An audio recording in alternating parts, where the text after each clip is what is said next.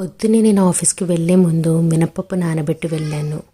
నేను ఆఫీస్ నుంచి వచ్చేసరికి నా హస్బెండ్ చక్కగా పిండిని గ్రైండర్లో వేసి తీసి ఒక గిన్నెలో పెట్టారు. చూడగానే హాయిగా అనిపించింది, ఒక పని తప్పింది కదా అని చెప్పి. తర్వాత గారెల్లోకి అని చెప్పి పల్లీలు వేయిస్తున్నాను. ఇంట్లో చూస్తే పచ్చిమిర్చి లేవు, కొద్దిగానే ఉన్నాయన్నమాట. సో 2 పచ్చిమిర్చి, మిగతావి ఎండుమిర్చి వేసి పల్లీల చట్నీ చేస్తున్నాను.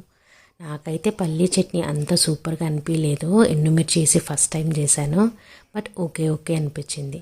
తర్వాత గారెల్లోకి సన్నగా తరిగిన ఉల్లిపాయలు, కరివేపాకు వేసి గారెలు చేస్తున్నాను. పచ్చిమిర్చి వేస్తే ఇంకా బాగుంటుంది కానీ మా బాబు తిండని చెప్పి పచ్చిమిర్చి లేకుండా చేశాను.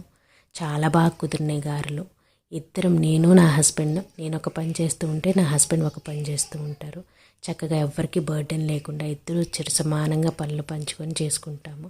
అండ్ ఈ గారెలు తింటూ ఎంజాయ్ చేశాను.